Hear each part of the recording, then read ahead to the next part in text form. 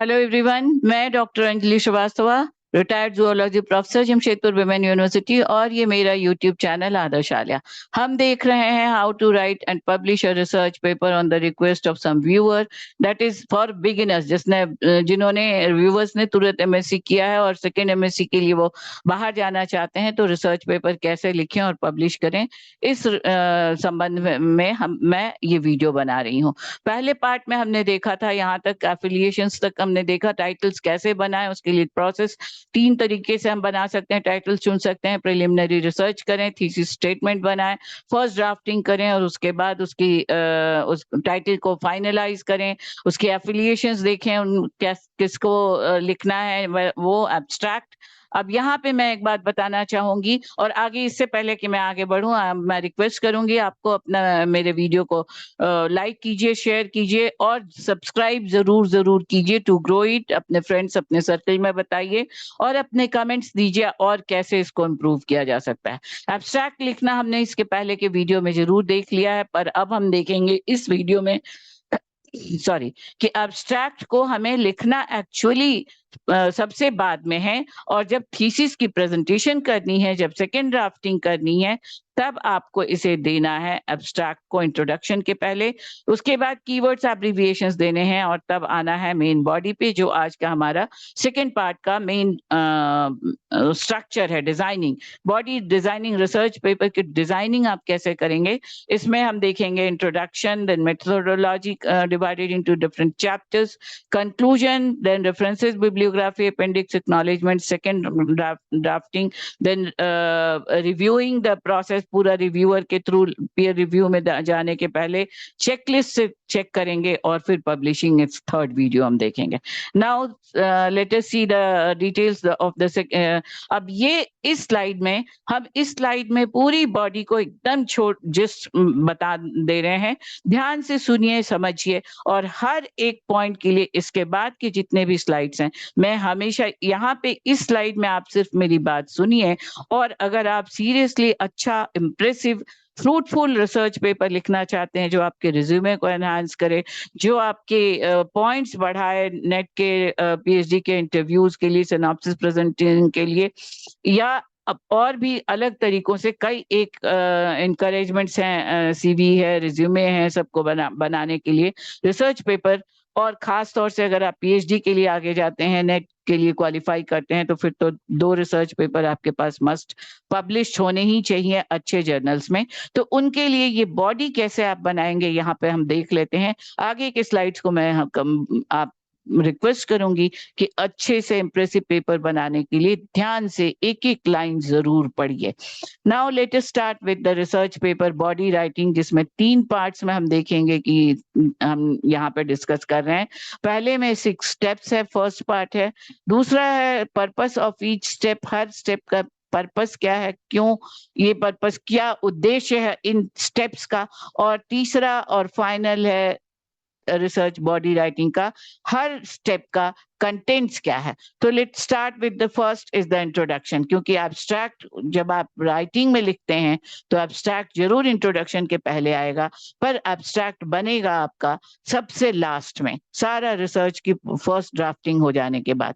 Let's start with introduction. ये 6 steps होते हैं: abstract, introduction, method, material, result, discussion, conclusion, references and then abstract. यहाँ पे फिर से मैंने इसलिए लिखा है क्योंकि अभी जो हम 6 स्टेप्स देख रहे हैं, इसमें एब्स्ट्रैक्ट हमारा सबसे बाद में आ रहा है। So first step is the introduction. Introduction जैसा मैंने पहले कई बार देखा है, मैं एक बात इंटरेस्टिंग आपसे शेयर करना चाहूंगी। यूट्यूब पे जब मैंने अपने यूट्यूब को चैनल को ग्रो करने के लिए कुछ वीडियोस देखना चाहे, तो बड़े इंटरेस्टिंग मुझे हेडिंग्स मिले।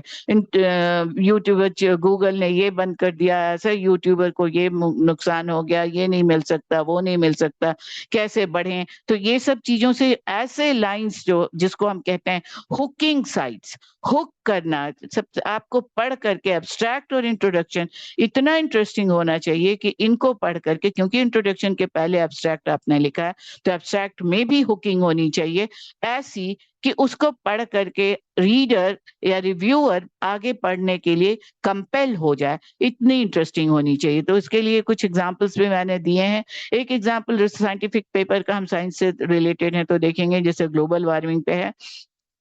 ऐसे की तरह ग्लोबल वार्मिंग लिखना अलग बात है, पर आप अपने आसपास में कोई अगर आपको उदाहरण दिखता है, कोई इंटरेस्टिंग फैक्ट दिखता है ग्लोबल वार्मिंग से रिलेटेड, तो अगर आप ग्लोबल वार्मिंग की किसी टॉपिक पर जा रहे हैं, किसी कन्फाइंड टॉपिक पर जा रहे हैं, तो उस तरह के एग्जाम्पल से शुरू कीजिएगा, तो वो बहुत अच्छा अट्रैक्शन होगा आपके पेपर का।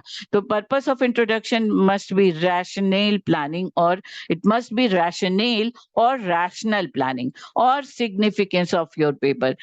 आपके पेपर को, आपका रिसर्च टाइटल जो है वो उसका सिग्निफिकेंस क्या है, सोसाइटी को क्या बेनिफिट होने जा रहा है उससे, वो आपको बताना है। Now what are the main contents of a good introduction will must be, that will be a good background, जो आप सिग्निफिकेंस बताए, then literature review. Literature review again I will tell you, यहाँ पे हम बताएंगे कि ये एक अलग से बिल्कुल पॉइंट अलग रिसर्चर्स के अकॉर्डिंग होना चाहिए। मैंने भी अपने रिसर्च में एकदम डिफरेंट स्टेप की तरह लिटरेचर रिव्यू को रखा है, क्योंकि लिटरेचर रिव्यू आपके पेपर के इम्पोर्टेंस को, साइटेशंस को, पॉइंट्स को बढ़ाएगा। कितने साइटेशन पॉइंट्स मिले हैं, और आपने जिन रेफरेंसेस को लिया है, जिन बुक्स को, जर्नल्स को, न्यूज आर्टिकल्स को, लोगों को कंसल्ट किया है, वो उनका साइटेशन पॉइंट क्या है, इससे आपका रिसर्च पेपर की इफेक्टिवनेस बढ़ेगी। तो ये हो गया लिटरेचर रिव्यू या हिस्टोरिकल बैकग्राउंड। और इन सब को पढ़ करके आपको रिसर्च गैप खोजना है।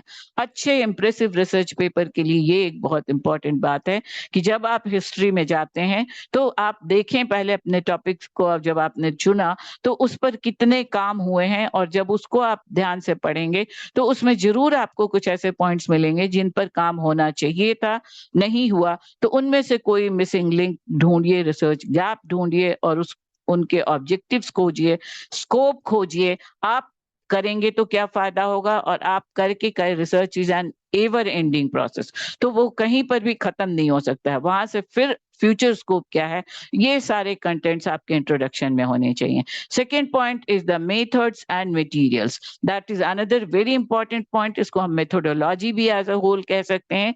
इस पॉइंट का पर्पस है to explain how did you arrive to your final result. आप अपने रिजल्ट पर कैसे पहुंचे, किन किन तरीकों से पहुंचे। मेथड्स एंड मटेरियल्स, क्या मेथड्स अपनाया आपने, क्या मटेरियल्स, क्या इक्विपमेंट। साइंटिफिक रिसर्च है तो इक्विपमेंट्स में आपके इंस्ट्रूमेंट्स आएंगे, कंसेप्चुअल रिसर्च है तो थ्योरेटिकल रिसर्च है, आर्गुमेंटिव रिसर्च है तो उसके लिए क्वेश्चन आंस बने होंगे, आपका सर्वे हुआ होगा। तो इस तरह से data collection is the contents of this point will be the materials or the equipments, then will be the procedures or the methods। methods क्या आपने अप्लाई किया, and that method will help in which methods, which processes helped you in data collection in form of visuals, figures, chart, graphs,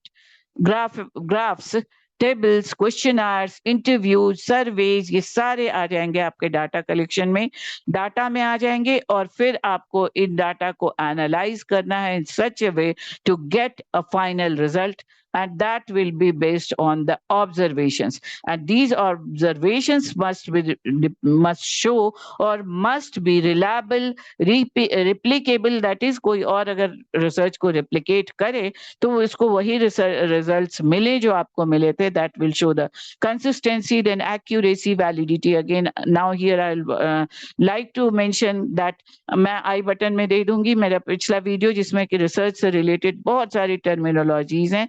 ये consistency, accuracy, validity, variables, relationship between variables, populations, sample collections, ये सारी चीजें उसमें आएंगी।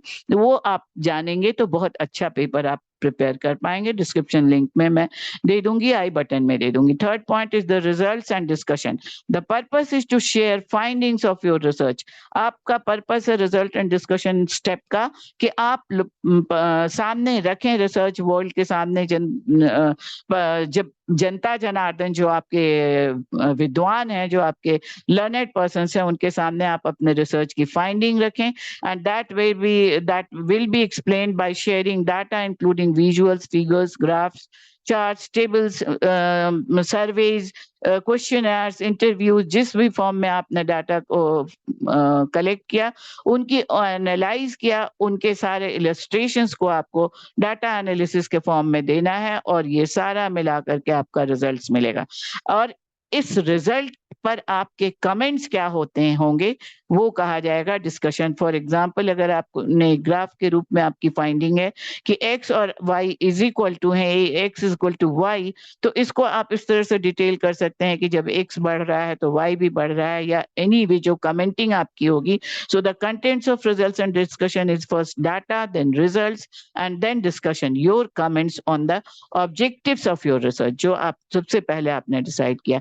Then fourth step is the conclusion, सारांश, पूरा आपका काम का सारांश क्या है। इस कंक्लूजन को देने का पर्पस है reminding the readers, reviewers, the main objective of your research. आप जिस ऑब्जेक्टिव को लेके चले थे अपने रिसर्च को करने के लिए, रिसर्च पेपर को लिखने के लिए, उनको रिमाइंड करे, रिकॉल करे पढ़ने वाले को, वो समझ में इमीडिएटली ध्यान टाइटल पे जाए।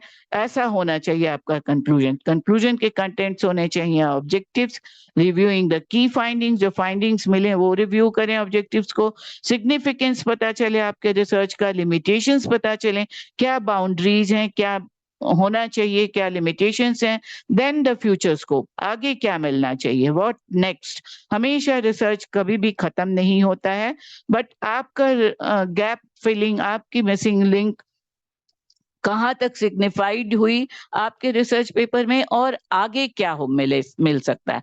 सो that is the conclusion. Then the fifth step is the writing the references in this slide only will get. First slide में भी बताया है मैंने, रेफरेंसेस को सिनोनिम माना जाता है बिब्लियोग्राफी का, but they are the two different words. References, सारे रेफरेंसेस साइटेशंस हैं जो आपने अपने पेपर में दिए हैं, और bibliography references of books only, जिनको आप रेफर कर रहे हैं। इसी से रिलेटेड एक्नॉलेजमेंट्स एंड अपेंडिसेस भी होते हैं। एक्नॉलेजमेंट हुआ आपको रेस्पेक्ट देना, ओ करना, आभार मानना जिन जिन जिन ने आपको इस पेपर को लिखने में हेल्प किया है। और अपेंडिसेस हुए कुछ ऐसे डाटा, फैक्ट्स, फिगर्स जो किसी और के आपको हेल्प कर रहे हैं, आपने उनको कॉपी नहीं किया है, बट आप उनके बेसिस पर अपने रिसर्च के फाइंडिंग आपने की है, तो उनको आप अपेंडिसेस में देंगे, वो डाटाज, वो फिगर्स, वो फैक्ट्स, और कोट करेंगे कि वो आपने कहाँ से लिया है, तो वो हो गया अपेंडिसेस। अपेंडिक्स लिखना, and then comes the abstract, जो लिखा जाएगा इंट्रोडक्शन के भी पहले, बॉडी का फर्स्ट पार्ट शुरू होने के पहले, और उसके कंटेंट्स होंगे मोटिवेशन, क्या है मोटिवेशन आपका रिसर्च के पेपर का, मोटिवेशन या background, research gap, methodology, key findings, and then conclusion. So with this ends the main heart of this video, that can be seen in form of different slides. अब यहाँ से अगर आप different slides देखेंगे तो ये main steps, another way of describing your research paper by certain other learners. Then this is one example of research paper कैसे लिखें। ये एक जर्नल का भी रेफरेंस है जिसमें एक पेपर आया हुआ है। इसमें आपको इन स्लाइड्स में आपको मिलेगा इंट्रोडक्शन के लिए मेन बॉडी को आप एमराड, आई इंट्रोडक्शन में, M method, R result, and discussion. तो ये आप इस तरह से आप इसको शॉर्टफाई कर सकते हैं, क्या क्या आपके राइटिंग प्रोसेस के शॉर्ट कमिंग्स हैं, या लिमिटेशंस हैं, या हाइलाइट्स हैं, वो सारा देना। फिर type of research, conducting preliminary research. Now as I have already told you, ये सारे पॉइंट्स आपको पढ़ने चाहिए अच्छे रिसर्च पेपर के लिए। हर all the steps are mentioned over here. Introduction कैसे लिखें, लिटरेचर रिव्यू कैसे लिखें, लिटरेचर रिव्यू के बाद आपका आर्ग्यूमेंट्री कंसेप्चुअल हो जाएगा, एम्पिरिकल प्रैक्टिकल हो जाएगा, आपके रिसर्च प्रॉब्लम और रिसर्च डिजाइनिंग हो गई, then relation to research, writing the conclusion, then second drafting, then revision process, इसकी checklist बनेगी। references के बाद आप lastly आपका checklist बना करके आप check करेंगे, और कहाँ से research paper किसको नहीं कह सकते हैं। so all with these are the formats of your research paper, जो different styles इसमें use करते हैं। reference के styles कुछ examples मैंने आपको दिए हैं, APA style, then this is the Chicago style, this is APA style, this is MLA style। तो ये रेफरेंसेस आप मेरे एक अलग से वीडियो में देखेंगे। नाउ आई थिंक आपको रिसर्च पेपर लिखने का आइडिया हो चुका होगा अच्छे से। अगले वीडियो में हम देखेंगे how to publish your paper format करने के बाद, फॉर्मेटिंग के बारे में। Do like, share and subscribe the channel, hit the bell icon to get the notification.